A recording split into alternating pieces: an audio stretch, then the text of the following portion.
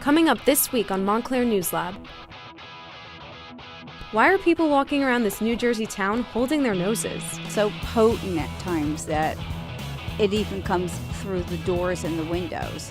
One former New Jersey priest tells us how he became a victim of the sexual scandal within his own church. The sexual assault of children in the Catholic Church is the greatest crisis since the Reformation. And a bit later, we get an update from our friends at the Montclairian.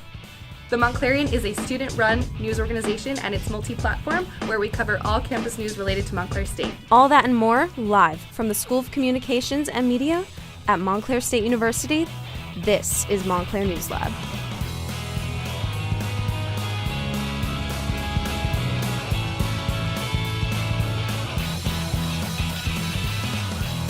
Hello, and welcome to the Montclair News Lab. From the School of Communication and Media, I'm James Coffey. And I'm Melinda DePasquale. Each week, we scour campus, Montclair, and New Jersey to bring you news and stories we'll be talking about all week. We start today with the Montclair News Lab investigation. It follows a sickening smell invading parts of the nearby town of Kearny. Reporter Amanda Eustace has been looking into this stinky problem. Welcome to Kearny, New Jersey. This ethically diverse town has a variety of restaurants and shops. It's filled with hardworking, middle-class people. While many residents take pride in their town, they will also tell you, it stinks.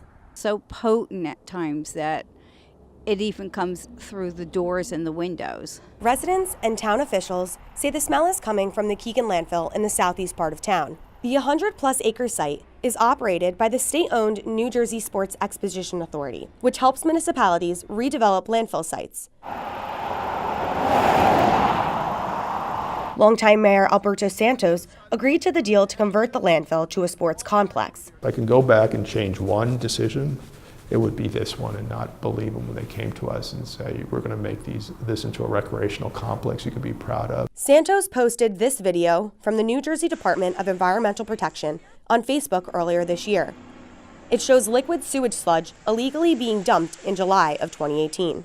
Spokesperson Brian Aberbach from the New Jersey Sports Exposition Authority said in a statement to Montclair News Lab, the mayor is wrong. There is no illegal dumping at the landfill, contrary to the mayor's allegations. There have also been no violations issued to the NJSEA regarding odors. There are multiple potential sources of odors in the area surrounding the Kearny Landfill. The NJSEA is working hard to find the cause of the smells and address them. But the mayor says there was illegal dumping and he's charging fraud. They mischaracterized it in the log, so they called it a permitted waste when it wasn't. So there was fraud at all sorts of different levels. Hudson Regional Health Commission set up a hotline for residents to complain. More than 80 complaints have been logged. The commission also installed a hydrogen sulfide meter to monitor the site. Kearny has also installed 2 meters to log the information for the town. The mayor says in excess, hydrogen sulfide is bad for you. It can start having impacts on your ears, nose, and throat. And if you have respiratory problems, like as people who have asthma, once you hit 30 parts per billion, then you could have impacts. John Hay Avenue in Kearny is one of the streets that's been most affected by the smell. Right down the street from me lies the landfill, less than a mile away. I spoke to a resident in this house, and she says, enough is enough.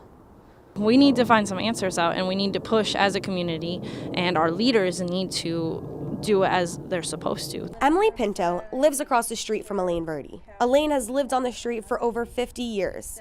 She says she's not sure what to do anymore. My kids are telling me to sell my house, that this is an impossible situation. I mean, going down the street, they have the landfill going up to 100 feet right now. And we used to see the New York skyline from my street. Mayor Santos says the state owns it and they need to fix it. Residents in Kearny won't stop until it stops.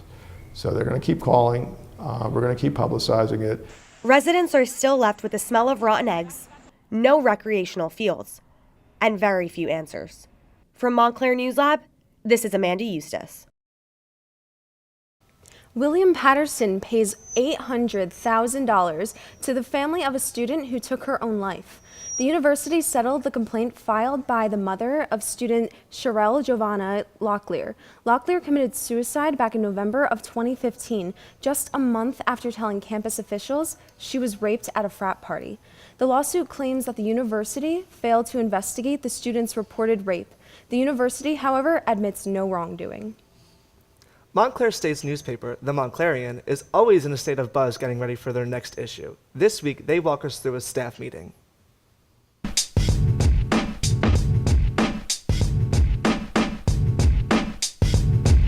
Welcome to the Montclairian. My name is Haley Wells. I'm the editor-in-chief.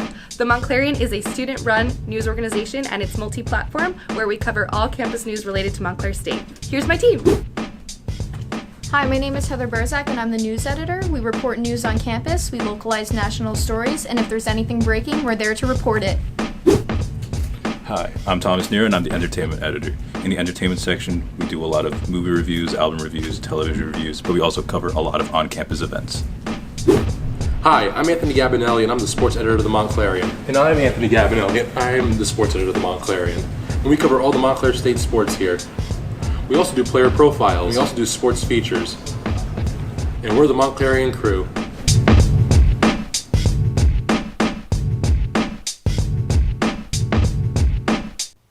The Catholic Church's sexual abuse crisis appears to be widening every day. With new victims speaking out, Montclair News Lab reporter Antonio Giancastro sits down with a victim, a former priest who has spent decades trying to end the sexual abuse in his church. It was a revelation that had Cardinal Joseph Tobin begging for forgiveness. The revelations over the course of the summer have turned the Archdiocese of Newark upside down. On February 13th, Roman Catholic bishops in New Jersey released a list identifying nearly 200 clergy members responsible for sexually abusing children. This list provides the most shocking and in-depth view of the scandal that has been concealed behind closed doors for decades. Former Catholic priest Dr. Robert Hodson has been an outspoken advocate against sexual assault in the Catholic Church. The sexual assault of children in the Catholic Church is the greatest crisis since the Reformation, and it will create incredible amount of change. Hodson was granted voluntary removal from the priesthood by the Vatican in 2011 after he began working to expose clergy sexual abuse cases, an issue that has affected him personally. I am a clergy sexual abuse survivor from about the age of 10. My first superior said to me, "Bob, you are a cold person. I'm going to have to warm you up." Former Cardinal Theodore Edgar McCarrick, at one point the Archbishop of Washington, D.C., was defrocked by the Vatican after the investigation confirmed he sexually assaulted and exposed himself to children ranging in ages from 3 to 14. Hodson, however, already knew this. He ordained me in 1997, and he asked me to speak to one of the other priests of the diocese who could tell me about the seminary, and my first question to him was, has McCarrick stopped sleeping with the seminarians? And unfortunately, he used the ploy that there was always one bed short at the Jersey Shore house. Alexandra Crescembeni, a longtime member of the Catholic Church, was stunned by the news. It's just very disturbing to know like a pastor will do such a thing to children at a very young age. Yet, she remains rooted in her faith and in her parish. No, I never lost trust in my pastor, so I would never believe my pastor would do such a thing. Catholics around the world are scrambling for answers and continue to look to Pope Francis for guidance. In the meantime, the Catholic Church continues to live in the shadow of this scandal. This is Montclair State student Antonio Giancastro. I sat down with religion and global politics professor John Sabosley to get some insight on the sexual abuse scandal in the Catholic Church. Well, it's surprising for certain, and the numbers that have been coming out are really shocking across the world, not just in the U.S., but of course in the Northeast specifically. The numbers have been higher than anyone would have guessed, even though this scandal has been going on for a number of decades now. So you say that the numbers are increasing. Do you think that the church has been doing anything about it to stop this from happening? It's hard to say, and it's hard to know if the increasing numbers are a product of more abuse cases or more transparency when it comes to abuse. The church has been addressing it since 2002, but the question of what steps they have taken and if those steps are enough are certainly open to interpretation. And I know that you said that the church has been speaking out about it, but people have been criticizing them for not speaking out enough. So what would you say the church should do in order to inform the public, inform their parishioners about what's been going on and how they can fix it? Mm-hmm. Well, it's not my place to offer advice to the Catholic Church. I will say that what I've heard from people who are commenting on it is a greater need for not only accountability by the bishops and priests who have been accused, but greater transparency within the church, not only avoiding shuffling priests around, priests who have allegations against them, but also bringing that to the civil authorities and just in general trying to create a more participatory medium throughout all facets of the church. So what are your thoughts on why the people targeted are minors and young children? It's really difficult to say. The sexual abuse throughout the Catholic Church isn't limited to minors. In fact, many nuns have been coming out in recent years alleging abuse for years at the hands of priests. So the aspect of pedophilia is difficult to understand. I know some have attributed it to celibacy, the forced celibacy of the Roman Catholic Church. There doesn't seem to be a clear correlation between not having sexual relations and having sex with children. These are different things, and it often misconstrues rape as an issue of sex rather than an issue of power. And that's been another one of the things that people have pointed to, the inherent hierarchy of the Catholic Church, giving these men a way to gain close access to minors under a shroud of secrecy where no one really questions their motives. I know that you said power, and a lot with the church is children and their parishioners trusting the priests. Mm-hmm. So do you think that kind of goes towards why this has been happening and why a lot of children might not be speaking up about it, because maybe they trust their priests Yeah, too I think that's definitely the case, and having to qualify it as too much now is a real part of the harm that's been done to the Catholic Church by these priests. And I do think it played a role in why so, if not few cases came to light, nothing like the numbers that we're seeing today did, because it was considered a private matter. These are people that were trusted by families to take care of their children and given greater access to children than most other spheres outside of things like athletics, which has had its own scandals in recent years. So I know you said that it's been coming to light a lot more now.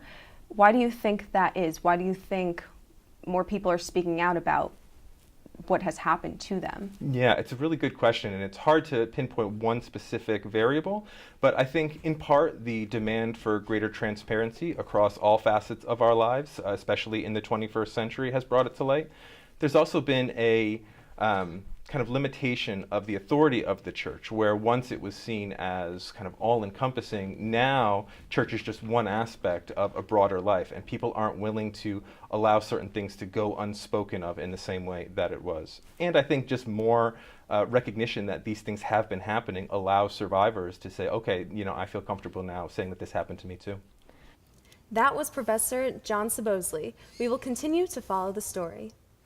Finally today, each week Professor Tom Franklin's multimedia students at Montclair State University send us a photo of the week. This week it comes from junior Michael Konopka. The photo was taken in New York City. I have to be honest, I thought this love sign was only in Philadelphia. You know they have them in a bunch of different places? Yeah, no, I had no idea. There's one that says Amore or something. Because we got the email and I was like, why are they saying this is taken in New York City? But it's a cute photo, so good for the couple. Thank you for joining us here at the Montclair News Lab. I'm James Coffey. And I'm Melinda D. Pasquale. Follow us on social media, Twitter at MSU News Lab, Instagram Montclair News Lab, and Facebook at Montclair News Lab. You can also watch and catch up with us on our website, montclairnewslab.tv. Yeah. That stuff.